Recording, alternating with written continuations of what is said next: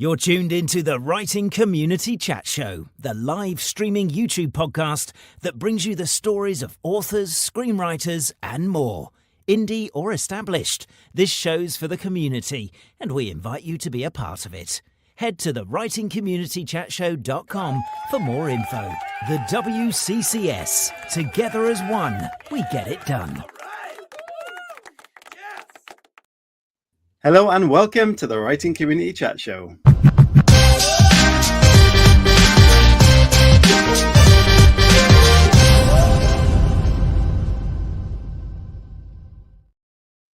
Hello everybody and welcome back to the Writing Community Chat Show. We've got a great guest. We've got two great guests for you tonight and an incredible story that we can't wait to dig into, and I'm really looking forward to it. How's your week been, Chris? How are you doing? Yeah, it's been good. I've been looking at all the little socials that you've been doing, and you took on the voice of Mr. Geen for our entertainment. That was fun. Yes, I did. It seems to be a bit of a trend, and everyone is jumping on it. And it is purely based on how much I really adored that series. As dark and disturbing as it was, I think Charlie Hunnam has been absolutely stellar in that series. And, you know, of all the acting he's done, I think that is up there with his best. Yeah, started off in the humble Biker Grove. He did, yeah. Yeah, so, but yeah, I love what you're doing with the side show that you're doing. God knows how you watch that much TV, mate, but you are getting through the reviews and yeah, giving some good recommendations as well. So, well, that comes from a lot of memory as well, and current uptake, which has increased since I started doing the reviews. So, you know, and you'll notice a lot of my series recommendations are a lot of ex-military or military kind of shows, especially with Navy SEALs in them, which is absolutely fantastic with tonight's guest, and the Breach's Playbook, which you can see above Chris's head, because that is all inspired by the stories of said guests tonight. So yeah, I'm looking forward to it. Yeah, and obviously we talk about mental health and resilience and all that good stuff. And you need both in the writing world. It's a difficult business to be in at times. So, you know, hopefully we can pick tonight's guests' brains and get some really good tips, as well as some brilliant stories as well. Yeah. Have you done much writing this week? I've done sod all writing this week. I've reading spooky season, so I've been reading a few horror novels and stuff like that. So yeah, I'm classing that as my homework. Maybe I'll write something. I'm thinking last week's guest, they said that the publishing world is after sort of books that are a little bit shorter, and I'd love to do like a Goosebumps style with people from the writing community contributing and doing little novels that scare the socks off people. So that might be cool. Yeah.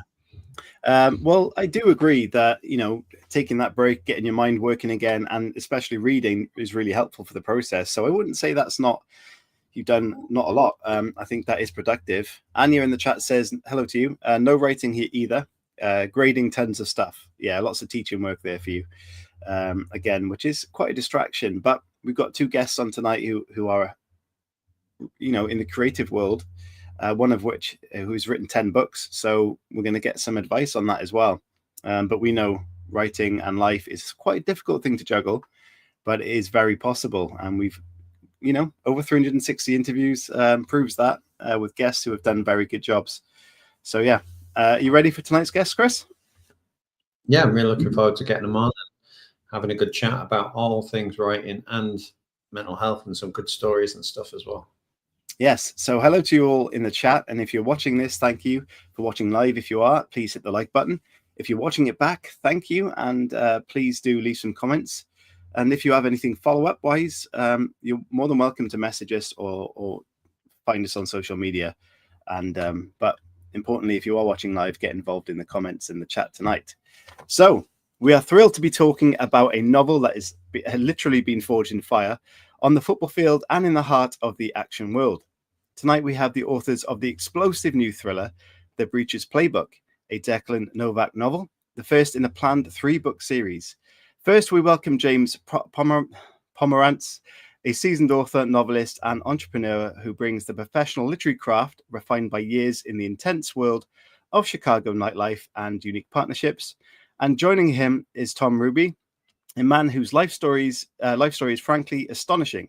Tom is a decorated Navy SEAL breacher who served 4 deployments, an undefeated MMA fighter, and yes, a man who walked onto the Northwestern Big Ten football team at the age of 32. Together, they've written a book that showcases a modern warrior's life, real experiences, and proves that not all battles are in war zones. Tom and James, please give me a big helping hand in welcoming them to the show. My goodness, can't speak. Hello, guys. Hello. Hey, Hi. thanks for having us. You're very welcome. How are you guys doing? James, start with you. How are you doing? How's your week been? It's good. I'm here in Arizona, so the weather has finally cooled off, and I'm lucky to be here. Yeah, amazing. Well, thank you. And Tom? Hey, thanks. I'm near Chicago in Crown Point, Indiana, and same. The weather has cooled off, and life is great. Thanks for having us. You're very welcome. What are you guys like? Do you like the hot weather, or do you prefer the winter time and the seasons? What do you prefer? I like the hot weather until I don't like the hot weather anymore. And then I like the cold weather until I don't like it anymore. Yeah, I think that's about right. Well, we have a great set of 4 seasons here still. So it's none of these seasons last all that long before we can look forward to the next one. Well, they do last long here. The summer in Scottsdale is brutally long. Let me put it that way. Yeah. But Amazing. It's over now, so good. I survived another one. Well, what we normally do on the show is we dig into the past of our guests and, their writing journey, how they got into it, which we can kind of touch on. But what I'm really interested to know, based on both of your backgrounds and your experiences and kind of the amazing lives you both lived, is how that connection between the two of you happened. Well, I'll start, I guess. I was working on a novel in 2014, living north of Chicago in a suburb called Winnetka. And I owned a business near Northwestern University. And I was friends with their head football coach, Pat Fitzgerald. And the novel I was working on was about an older college football player. And I asked Pat if I could attend summer training camp. And he was awesome, said, yeah, come on up, shadow me for a couple days. And then when we got up there, it was August of 2014. He said, you should talk to Tom Hruby. And I knew who Tom Hruby was because everybody in Evanston knew that there was an active duty Navy SEAL playing for the football team. And I was like, oh, hell yeah, So he introduced us, and we just kind of started talking from there. And after getting to know him a little bit, I said, the story I'm working on is interesting, but your life is 10 times more interesting. So it took a while, but we finally agreed to collaborate and work on a novel where the protagonist was based on a lot of Tom's experiences. Yeah, which I think is amazing. Tom, how did you kind of react to that? Not the meetup, but the suggestion that there should be a story about kind of your experiences. At first, I was real resistant, so I contributed to a couple of projects, to include the one he was working on at the time. That that's kind of was his lead in to the relationship. And so we worked on that project for a little while. Eventually, we decided that we would start looking into a biography. So we worked on that project for a bit. But both of us had a much bigger interest in writing fiction and creating a fiction novel, story, and series. So it seemed like a very reasonable, logical, and exciting step to just take the biographical story and adapt it to this really fun, thrilling, fiction story that ultimately could go on,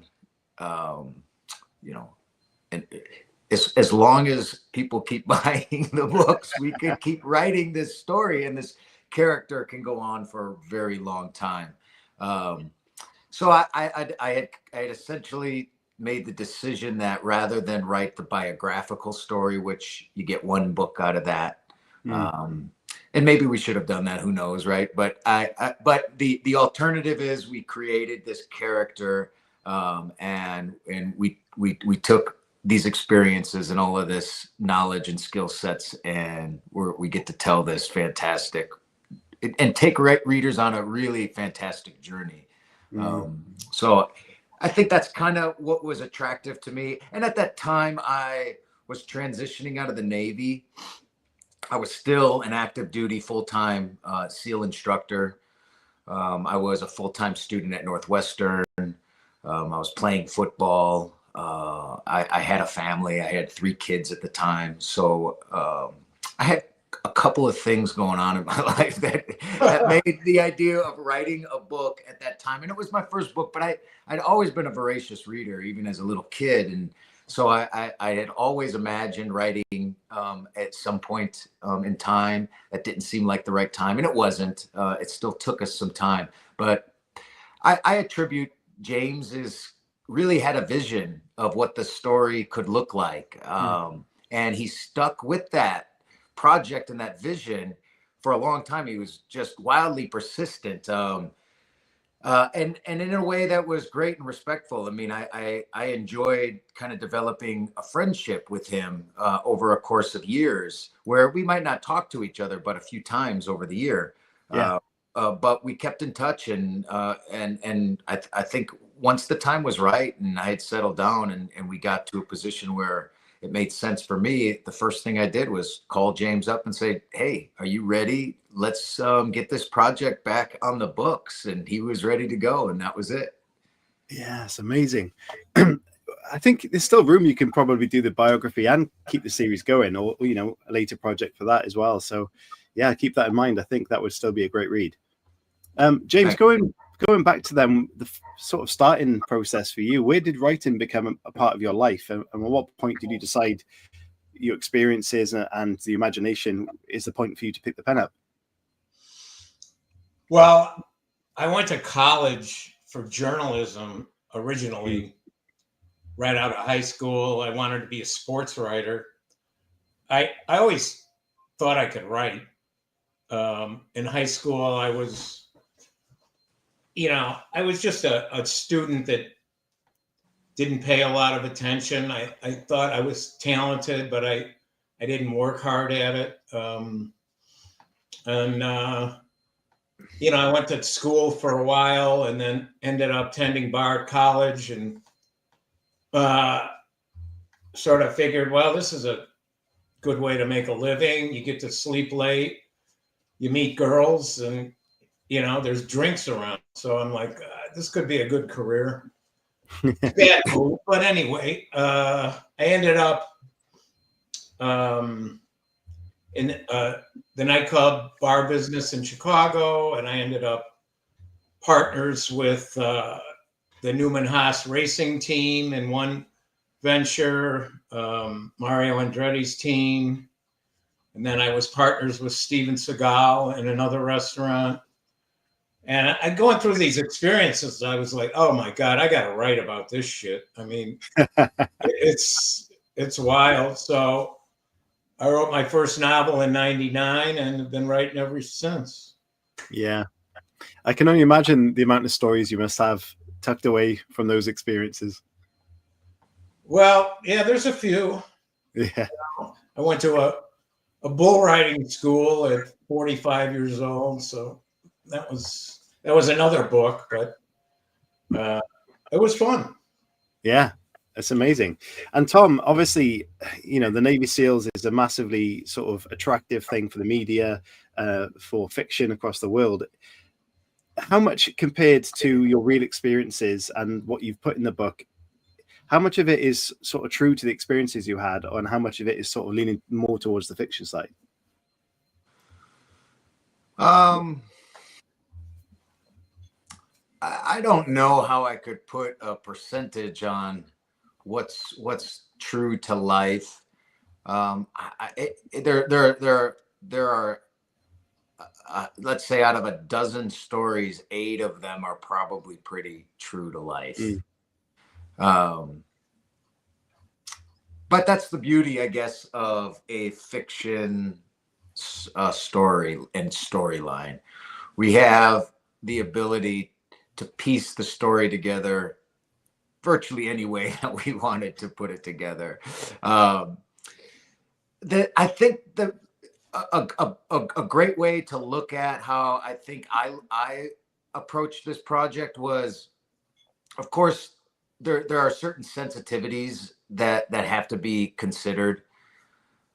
So that was always in the back of my mind, and it was very important that I considered all of those possibilities. But what I really felt like was, having experienced all of these places, events, I could understand and feel what it would be like to be in that scenario, which allows for almost every situation, every piece of dialogue, every co-character to be, in my opinion, when I look at the stories and I read them, they are so wildly authentic. So nobody in that story is made up.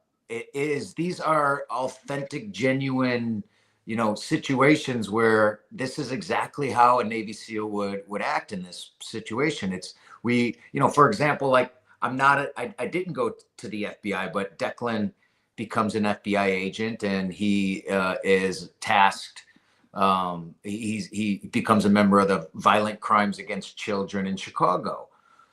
Now, we have friends that are FBI agents, so of course we interview them, talk to them. But there's a big section of the book, and that's a little bit about what the Breacher's Playbook I thought was intended, was to give our readers an upfront access to some of these worlds that they would never have ever been able to see. And so we show from the inside out, and it's not in a documentary way, it's not in a biographical way, right? We created a fiction story, a suspenseful, thrilling story that also is fully authentic, to include James. We were invited to Quantico, Virginia, to tour the FBI Academy. And so James spent hours touring it with a SEAL friend of mine who runs Hogan's Alley, which is a portion of FBI Training Academy. So even situations where I wasn't particularly there, we had access, and we gained access, so that, it's just so wildly detailed and authentic in the book that, that's the reality of the book, is that we created stories that you could never get anywhere else. Yeah, fascinating. Yeah, Tom, I'm really interested, because obviously going into the SEALs, obviously you're very much in control. MMA, not losing any fights in that as well. It's all on you. You're very much in control again, like with your training and your approach. And the same with football to a certain extent. Again, a lot of it relies on you. But with reading and writing, as soon as that book goes out into the world, you've kind of lost control of it then. So what were your fears going into it, and how did you sort of manage those? Well, it took us 10 years to write this project, so and to put it out into the world. So I guess it's a terrifying thing. I'd imagine anyone that has written a biography, I suppose, if just to put your writing and your style and your thoughts and your structure all out there for the world to view, and it's a horrifying thing. So for my first published book, for it to be a somewhat historical fiction about my life, and to include my writing, and to include our ability to turn it into a tantalizing story it's a very scary thing. But it's like, gosh, you realize that once it's out there, it's done, right? Yeah. It's just, you gotta push send at some point, and let the chips lie where they will, and that was just another opportunity to experience that kind of a thing. Like, it's like you, Chris, you brought up fighting in a cage. There's a chapter in the book that details my very first fight, the process of walking into a mixed martial arts gym. That, we're talking like, it's not like the UFC kind of franchise type gym that you see, one where it's just old dirty mats and pads, and these guys are in there because they want to be professional fighters. And to walk into that gym, at some point you just got to open the door and go in. I could sit outside all day long. Reasons why I'm going to back my car out of the parking spot. But at some point you got to walk out your car and get into that and walk into that gym. And so that I detail that, we detail in the book, the whole process of walking into the arena and weighing in and being checked by the doctors and sitting in the stairwell outside of the octagon, listening to the match before. And I talk about how the fight right before me ends in like 32 seconds, and you're just thinking, maybe I'll have about 8 more minutes before I've got to go in there. And then you hear, KO in 32 seconds. Hey, Tom, you're up. And you go, oh shit, this is real. This is going to happen today. And so those are moments where you just, I guess you just got to push send and let it go. So, and I guess you understand that there's sometimes you concern that the context, you didn't get all the context right. And how do you go back and re-explain some situations and stories, and you might not get an opportunity to do that. It's out there now. I think what you're talking about there is determination, and obviously a lot of other things. And one of your teammates said it. The book is all about determination. So going through being a Navy SEAL, MMA fighting, going onto the rugby field, and even writing the book, what's kind of the biggest lesson about determination that do you think you've had?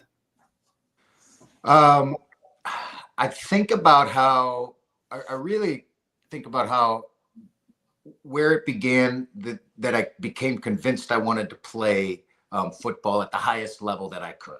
Yeah. I wanted to go back and be a college football player. So I've already done deployments. I saw the world. I saw war. I saw what was happening. And the wars were kind of closing down, and we didn't have as much stuff to do. And I'm watching college football. And I think to myself, I think I might be able to go do that. Maybe when I get back, that'll be the next thing I'll try out. And then over a period of weeks, months time, I convinced myself that is where I'm going and that is what I'm doing. It was a matter of deciding that that's what will happen, and that's the matter of determination. And once I have that certainty, this is what I'm doing, this is where I'm going. It doesn't mean it will always happen that way, right? But now I have set the path, and it just begins to kind of, the path almost just reveals itself, it is there waiting for me to make the decision. I'm doing this. All right. So the book takes Deklan through, I think 5 or 6 maybe phases of his life where these are the decisions that he has to make. And the cool part about, I think, the story is that, these circumstances, these life circumstances occur outside of Deklan, right? That force him to make a decision about how am I going to make a difference in these particular people's lives? And I'm going to have to decide where I want to go, what I need to do to get there. And then Deklan just says, if I'm going to make a difference in this young girl's life or these kids' lives or the people in my family's lives, I got to do it. This is the path that I have to take. And it's, the the path reveals itself, I suppose, once you make that decision. So determination, in my estimation, is take the time, figure out who you are, what you want, where you want to go, and be absolutely certain about it. Yeah.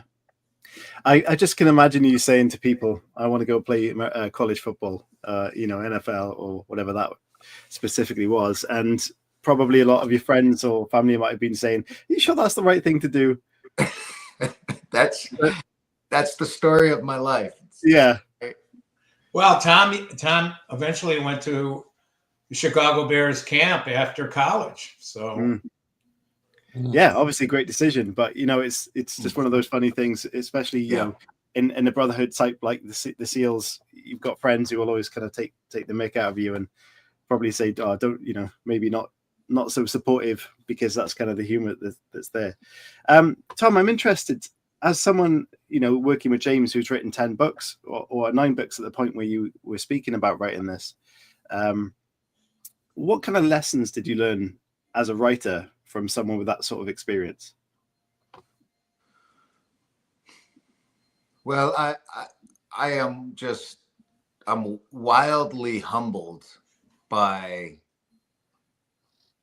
the skill and frankly the genius of the way that James is able to craft a story. And I still have a hard time understanding how we came up with, for example, the book is written in a non-linear format. So to me, that's the coolest damn thing that you could really ever come up with. Now, I'm sure that I could have done that and written it, but it would have made very little sense. And I don't know if I could have ever tied it all back together. Right. So so when I look at the story and I read it, and as we built the whole story and the timeline, I mean, there were so many times where I had to go back and just kind of understand, how does this actually fit together? And of course it does. And it seamlessly fits together at the end of the book, and we tell 8 or 9 different timelines and storylines all come back together. It's remarkable, right? So, some of our favorite movies, like for my, it is like the Pulp Fiction type of Quentin Tarantino writing style. And so we tell these crazy stories and we go back into Deklan's childhood, and then it ties together with the current situation. So, So of course, right, I'm in awe as we did this whole project. And so I got to experience, watching an experienced writer and craftsman create this story. So that was a beautiful thing. And I mean, as far as actual things that I learned from him was, I mean, he just writes an enormous amount and writes so damn much. It's like the dedication that he has to writing is, it's unmatched by me. I could never find the time, the energy, the space that, and somehow he's able to just, when we come up with a new idea, he's like, sometimes by the end of the day, he has 3,000 words he's sending back to me on something we talked about 6 hours ago, right? And he's asking me for my opinion on it. So it's just, I guess his dedication and is really amazing. So James, I'm really interested, obviously from your point of view, somebody who's written plenty of books on your own. What did you learn from this experience, and what was it like, obviously, writing a book with somebody else instead of doing it on your own? Good question. I was a little concerned about,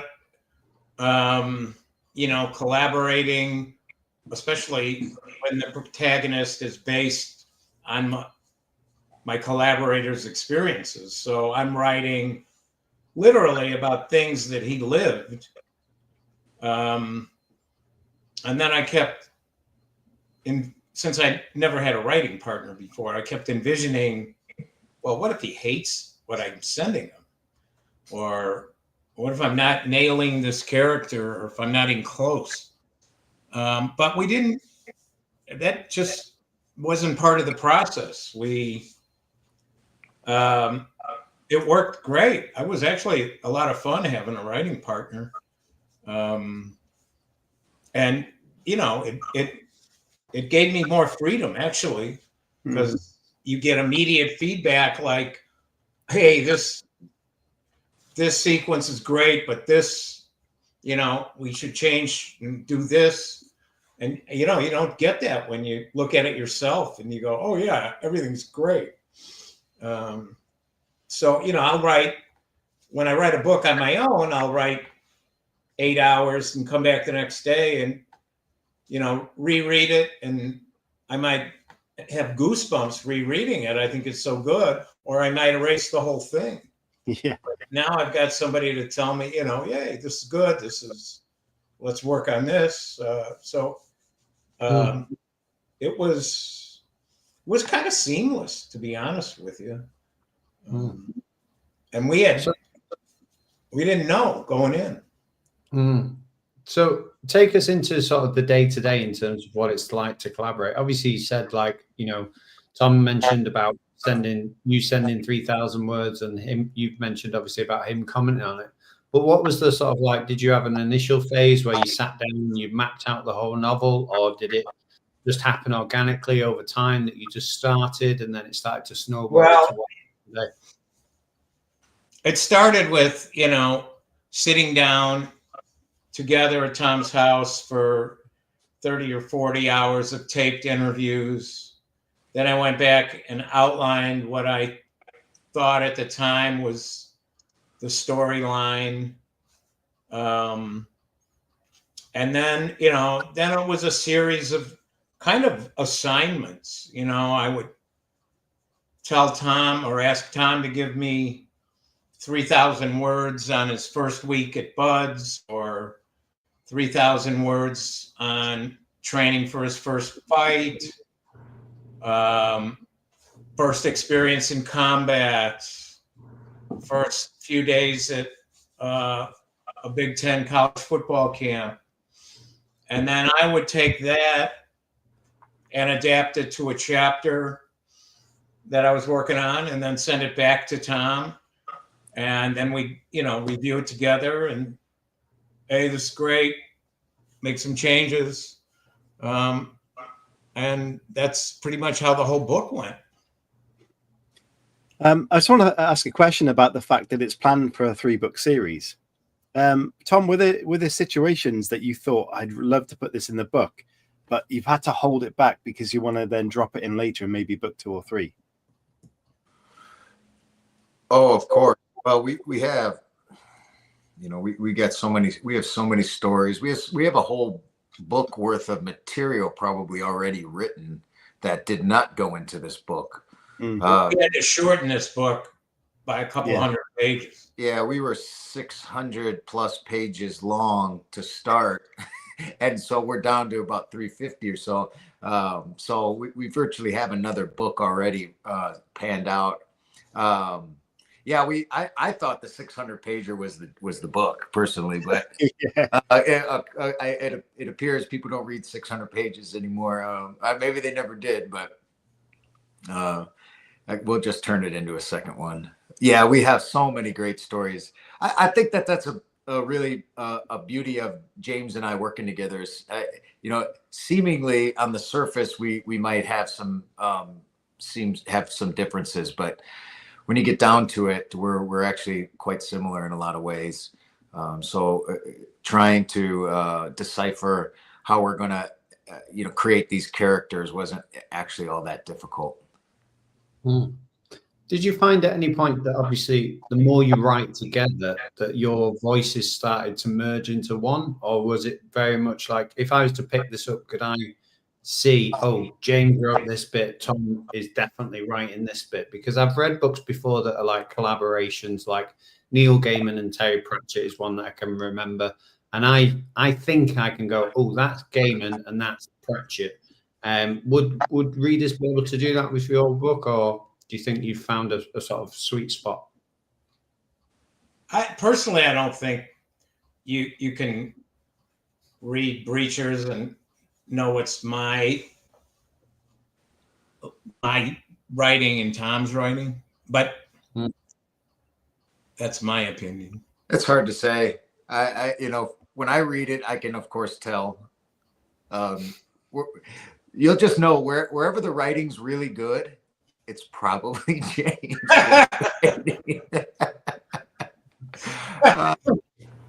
In my defense, though, I'm learning and I'm getting better, and it certainly is far more of a process. Writing well is far more of a process that takes time, and there's a real evolution to it. But yeah, James' writing is just fantastic. So, Tom, do you think that you're going to get the bug for writing after the series? Do you think it's something you're going to kick on to and do more of? I think so. Yeah, I'd love to continue my writing.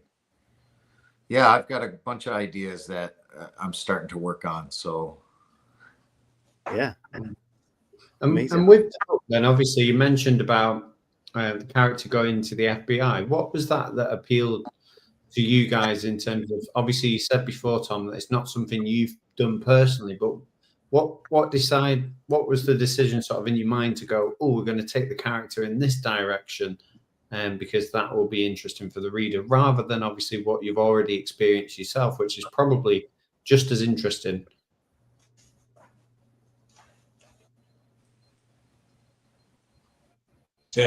I think, the FBI was a real option for me. There were several opportunities for. I mean, it's not an unreasonable next step for an ex-special forces guy or SEAL to find his way into the FBI. So that was something that I was really looking into in those few years as I was wrapping up my time with the Navy, and figuring out what I would, where was I going to land after I was finished in the Navy and my time at Northwestern was done. So I looked at the FBI. I spoke with the FBI. It was a real consideration at the time. And then, as far as how, reasons why we thought that would be a great inclusion in the story is the FBI is responsible for crimes against kids, domestically. That's who would be called. That's if you were Deklan Novak and you felt that it was your call to protect kids in these environments, that's probably where he would go next. Where can he make the most impact? Is how Deklan would most likely had looked at that. I know that there's a need for this, and I feel the call to it. I don't want to do it because I have a family and a whole life, and I would rather just live a peaceful life on a farm somewhere. But that's not how it works for old Deklan Novak. So he ends up in the FBI. The book one finishes with Deklan beginning to kind of see some of the cracks in the bureaucratic FBI system. And so that is the segue into Declan's next journey, which, he won't quite be involved with the FBI in the same sort of fashion. He finds a fine group of highly effective men to work with outside of the FBI, starting book 2, shortly into book 2. So nice. Yeah, sounds great. Yes. I'm interested in the process then, Tom. We've talked about all your experiences and how they've influenced the book and how the stories are telling parts of the book. What was the process like for you to translate it from sort of memory into the hands of James to create the stories? How was that process? And if someone who has life experience that they might want to put into words, what tips might you have for them through that process? Well, I began my writing. I re-began my writing journey 15-ish years ago, and it was just in journal form. So I'd always done some writing as a youngster and lots of reading. And I'd always wanted to really journal my life because I felt like it was a fun, interesting life that I was living already. But it took a long time for me to finally pick up the pen and decide this is in fact important that I do this. So I started writing, and it was many pages of very cringe-worthy, introspective thing. Actually, I look back at some of the first ones, and the journals were like, "So I woke up today," something that was very benign stuff, and it's. But that's how I had to start, and eventually it becomes just very introspective, and you get to explore your own psychology, your own mind. You get to explore your relationships through writing in your own journals, and so you just kind of develop the ability to put your thoughts into words and then onto pieces of paper. And it did take a long time to feel comfortable with sharing any of these things outside, really. Outside of myself. Yeah. And James, I felt most comfortable. I guess I never felt as comfortable to share these things with anybody besides James. But I would highly recommend, I highly recommend anybody that is, that it's also a very cathartic and therapeutic experience as well. And I would highly recommend that anybody that's dealing with difficult life situations, trauma, that putting this stuff down is the very first next step that you can very easily take to healing that stuff, to letting it go, to processing, and eventually walking away from whatever that is, to live and enjoy the life. And really, you can tell the story that way. Someday you can help many, many others, perhaps. This might be a bit of a deep question, but is it the case that it's now on the page and in the story? Do you feel like that is something you've now kind of moved on from, and it's literally a chapter that you can leave behind? Oh yeah, of course. Yes. You don't have to put it on paper, I don't think, to write the chapter and leave it behind, but it certainly is another way, and it does help. It does help. So one of the things that we always do on the show is we have a section called What's the Story? We've not been doing videos because we've enjoyed the conversation so much, but if you had to give us an elevator pitch for this novel, what is your elevator pitch, and what can readers expect? An elevator pitch for the novel. I think it's a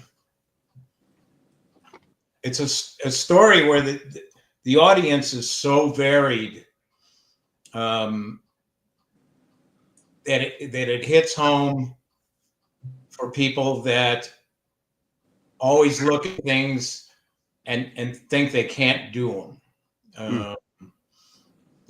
Oh God, I wish I could do that, or I envy that person, he can do that or she can do that, or whether it's writing, whether it's an athletic event, whether it's whatever it may be.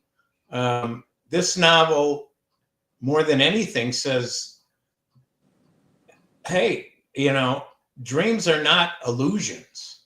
They're things to reach out for, and you can get there. Not everybody does, but it's certainly worth the effort. It's not, it's not our successes that we regret in life. It's not doing things that we regret. So on that topic, then, obviously it's very inspirational. But let's say somebody was a bit cynical and they said, yeah, well, it's easy for you to just say because you've done it.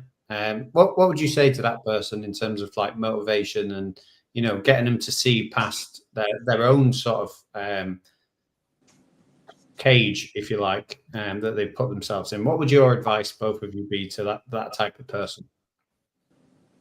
Tom?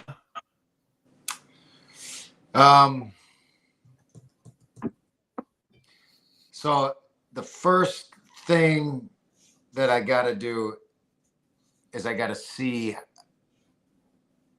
how powerful that person is.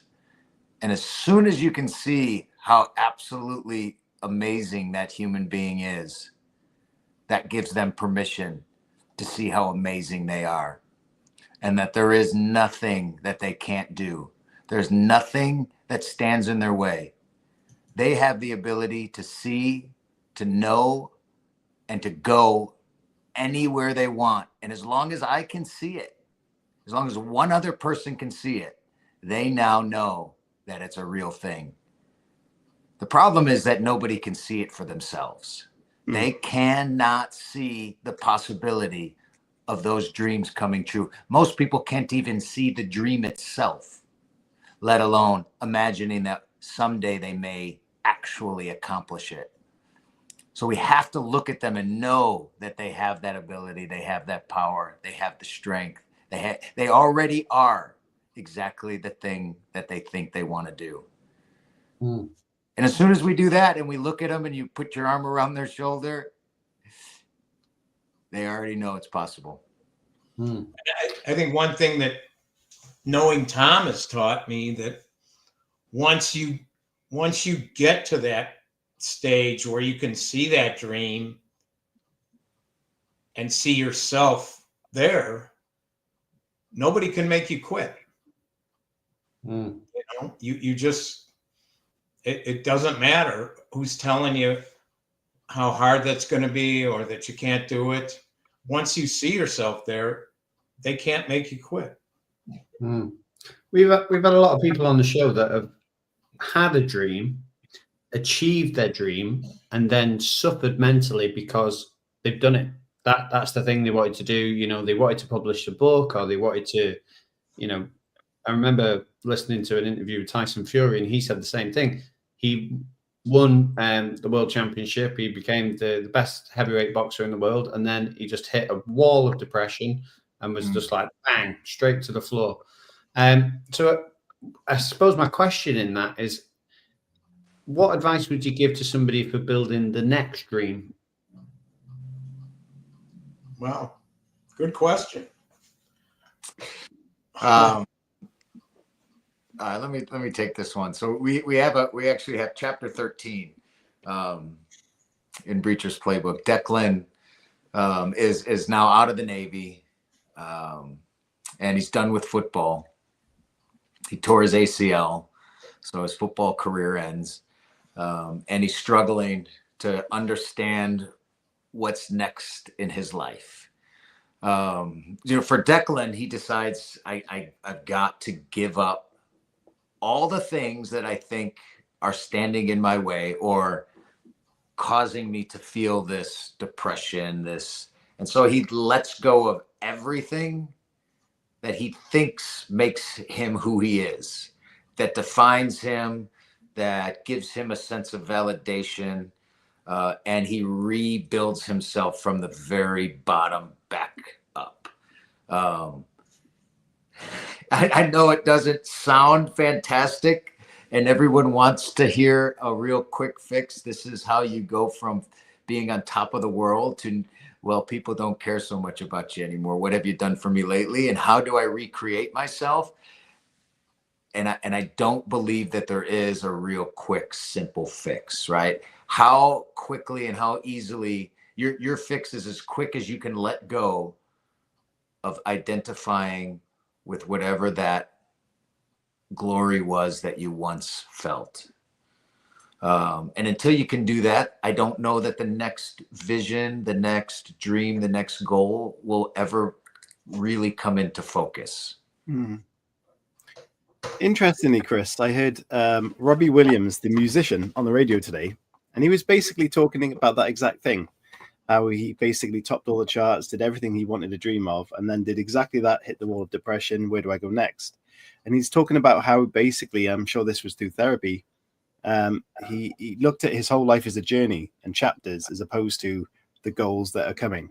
And that made him really appreciate what he had done and be able to move on rather than thinking, what the hell's next, you know? So I think that's good advice, to look at your life in that kind of respect. And real quickly with that in mind, so I'm attempting to become a writer, which is quite different from being a Navy SEAL fighting football player. So, right. So to to understand and accept that I'm just not going to be defined the same way that I once was, or others won't define me in the same way, nor do I have to identify myself the same way that I always had. And then allow my other skills, my other talents to show, because I think we all have them, even though we played on our strengths in order to get to where we are today. There's a lot of other stuff that's kind of in the shadows, has been buried, that if we allow it, we can flourish in different ways too, which is fun, really, to see your life and to see, your entire story kind of broaden. It's fun after the fact once you allow it to happen, but it is terrifyingly, scary that, hey, I'm going to give up on these things that worked so well for me for so long. And now here I'm going to attempt to move into a new territory where it may not go as well, right?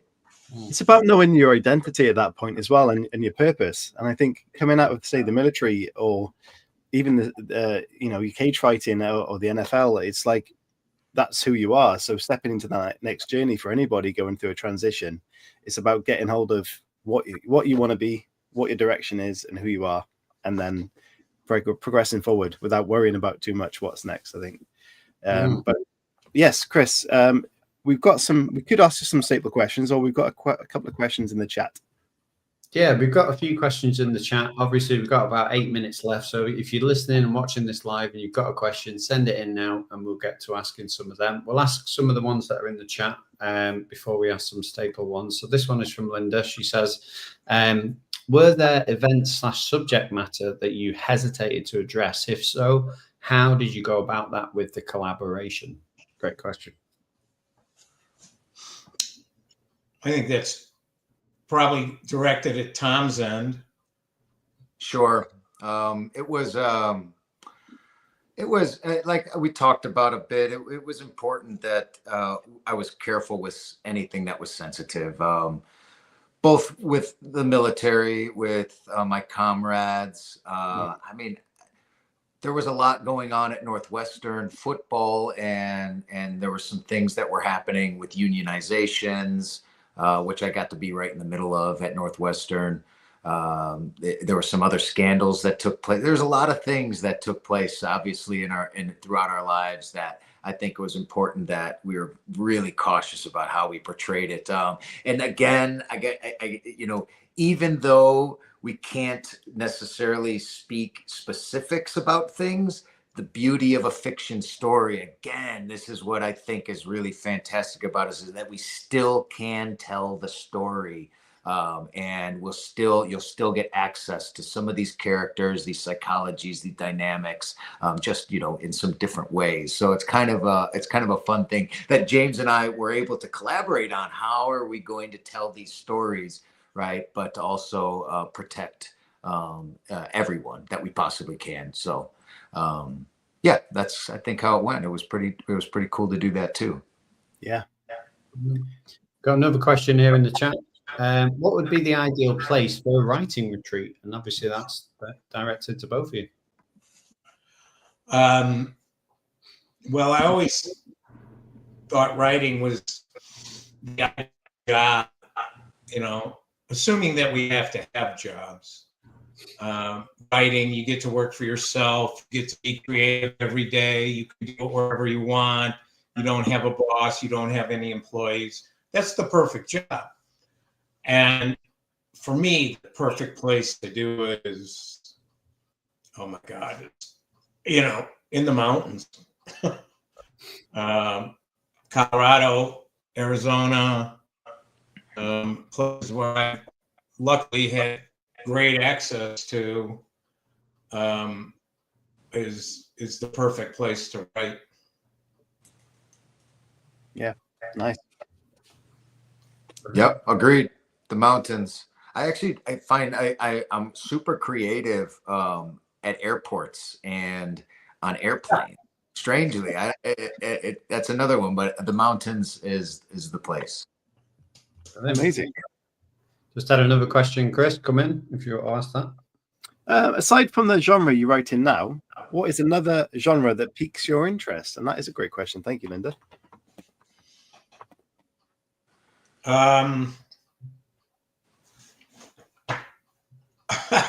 We were talking about this yesterday. Romance novels. Ooh. Didn't expect that one. That was something I've been kicking that one around for a little while. Romance novels. We decided yesterday, why not? Let's fucking do it. Excuse me. Yeah. Hey, that's all fine on this show. What kind of level of romance are we talking here? I've got a little mischievous feeling that it's not just the standard meeting at a bar. I'm not sure we've gotten to that detail yet, but that's gonna be. I don't know if I want that email from you. Oh, yeah. Hey, does this Tom, sound all right to you, Tom? Hey, what do you think about this? Yeah. I Hey, don't Tom, think will you that's prove not how this Deklan would chapter? do And it. you're like, no, I don't want to read this. Let me tell you how Deklan would do this. Remove my name from that Romance manuscript novels. now. I thought that would be fun. There's a thriller romance novel genre, so I think that could be that would be fun and interesting to do. And then I also like youth adventure stories. So I've got a passion for writing, kind of a, my generation Hardy Boys style series about a young Deklan Novak and, his teenage pursuits. So Amazing. Yeah, I love that. And yeah, Nicholas Sparks, he makes an awful lot of money, so maybe try the romance. Could be good. One of our staple questions then that we have on the show is, if you could take any character from fiction and make that character your own, which character would you choose and what would you do with them? Any character from fiction.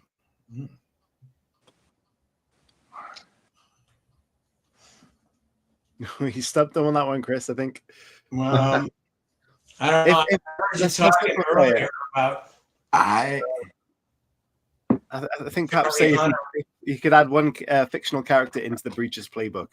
Oh, the Breachers Playbook. Yeah, that would be great. Okay. I was going to use an anime character. Was going to be my. Okay. Gosh, what a question. You can pass on that if you want. If you want to come back to us, maybe drop us. Yeah, well, let's come back to it. James, do you have one? I was just mentioning they touched on Charlie Hunnam in the beginning of the show, and I was a huge Sons of Anarchy fan, and the writing in that show was perfect, and Jax, the way he related to his father's writing. Yeah. I loved it. Absolutely fantastic. Yeah. I think I'd say real quick, I do, if you're familiar with the show with Dean and Sam Winchester, it is, well, we'll get back to it. I'll remember it. Yeah. No worries. I'm conscious of the time here, guys. We've got a couple of minutes, and I want to sneak a question in here, which is about the cover, where it looks fantastic. How much design did you guys put into that, and why choose that one over perhaps other options you had? That's interesting, because the publisher, was tactical16.com. In my past experiences with covers being designed by publishers, most of them sucked in the beginning, and you had to go back and forth forever to get it right. And we gave Tactical 6 some general parameters to look at for the cover, and when they sent me the first proof, they nailed it. I mean, nice. You're looking at the first proof. Yeah, that's the first take. I opened this email and I was like, holy shit. I loved it. Yeah, they did a great job. That's why I asked, because it's fantastic. Yeah. I wish I could take more credit for it, but they did great. And So- another. Oh, go on, I was Chris. gonna say, before we go, where can people buy the book, and where can people follow you on social media and all that good stuff? The book is available at tactical16.com, Amazon. You can follow Tom Hruby, seal.com. Get it there. You can follow James Pomerantz, writer.com. At Pomerantz James on Instagram. What's your Instagram, Tom? TT Ruby 33. Yeah, And plenty for of those places. who are not seeing the name, it's a silent H in front of Ruby. 7H TTHRUBY. We'll stick some links in the descriptions once we post this up. So to have a look there as well, and that'll make it a bit easy for you guys to click on it. Thanks. Thanks. And sorry. And that show is Supernatural. Somebody got it. Yeah, they did. They put that in the comments. So thank you for that, Linda. One question. I know we're just shooting over time slightly, but if you could cast any actor to play your MC in a movie, if this was adapted, who would you pick? Tom Hardy. Nice. Perfect. Brilliant. Yeah. Taylor Kitsch would work too. Nice. Yes. Ooh. Okay, brilliant. Right, Tom and James, thank you so much for being on the show with us and sharing your story. I'm sure there's so much more we could have talked about, and I hope, James, you have a great golf round straight after this. But everybody watching, thank you so much for tuning in. If you're listening back and watching this back, please leave us some comments, drop us some comments, and if you've got any messages for these two, we can surely send it through email to them afterwards. One message, besides thank you for having us on. We've done a lot of podcasts. This one was awesome. Well, thank you so much. You guys were great. So everybody, please stay safe and click those links. Buy the book, more importantly, and we will see you next week. Thank you, everybody. Bye. Bye.